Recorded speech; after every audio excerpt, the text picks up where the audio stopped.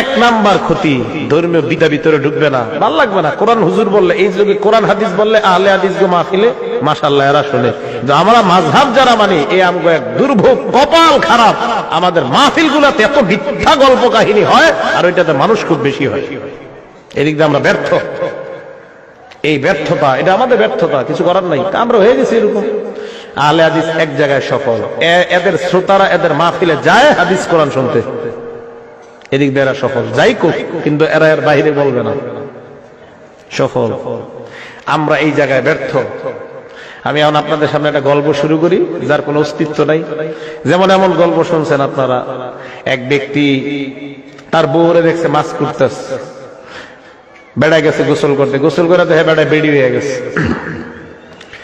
বেড়ি হওয়ার পরে বেড়ার বিয়ে হয়েছে আরেক জায়গায়, বিয়ে হওয়ার পরে বেড়ার 5 জন সন্তান হয়েছে। সন্তান হওয়ার পরে এই লোক আবার গোসল করে উঠে দেখে কি উনি আবার আগের মতো বেটা হয়ে গেছে। 27 বছর ঘর সংসার করে আবার বউরাইয়া দেখে এখনো মাছ কুটে। শুনছেন এরকম ঘটনা? হ্যাঁ, মেরাজের ঘটনা প্রমাণ করতে গিয়ে এই জাতীয় ঘটনা কয় বক্তারা। এই ঘটনা পৃথিবীর কোন জাল কিতাবেও লেখা নাই। কই পাইলেন এই ঘটনা? এই ঘটনা যে আমি আপনাদের সামনে এখন খুব বানায় বানায় কইতাম, এরকম করতেন আপনারা, বিশেষ করে মুরব্বীরা এরকম করতেন। মিথ্যা কথা। এই মিথ্যা কথা আর কতদিন শুনবেন? মিথ্যা কথা আর শুনেন না। আমি আপনাদের সামনে আজকে খুতবার পরে একটা দুরূদ শরীফ পড়ছি, বললাম আমার সাথে পড়েন। নামাজে যে দুরূদটা, দুরূদের কোনো আওয়াজই হয় না আপনাদের, কিন্তু যদি আমি আপনাদের সামনে পড়তাম আল্লাহুম্মা সাল্লি আলা, কয় একটা টান দিতাম, এই মাইকের মাহফিলের আওয়াজে মানুষ এইখানে বইরা দিত, ঠিক না?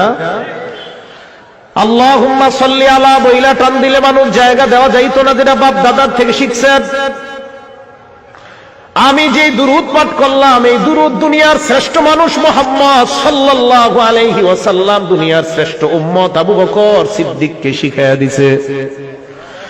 তাহলে দুনিয়ার শ্রেষ্ঠ মানুষ, শ্রেষ্ঠ উম্মতকে যেই দুরূদ শিখায়া দিলেন, ওই দুরূদ আমি পাঠ করলাম। পাঠ করার কোনো আওয়াজ নাই।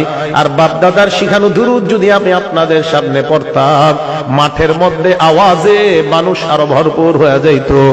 আর কতই মিথ্যার মধ্যে থাকবেন। এবার আপনাদেরকে একটা প্রশ্ন করি, প্রসঙ্গ করে আইসা গেছে, সামনে যারা আছেন বলেন তো, এই যে নামাজে যে দুরূদ পড়ি, এটারে কি দুরূদ কয়? সবাই কয়।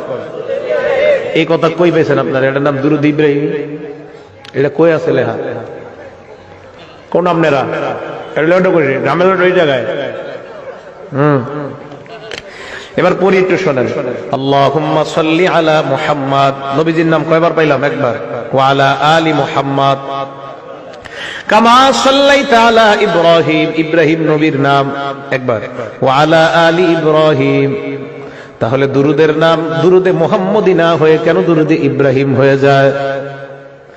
নবীর নাম 2 বার, ইব্রাহিম নবীর নাম 2 বার, দুরুদের নাম দুরুদে মুহাম্মদি কেন না হয়, দুরুদে ইব্রাহিমই কেন হয়ে যায়? এইগুলা মানুষের বানানো নাম।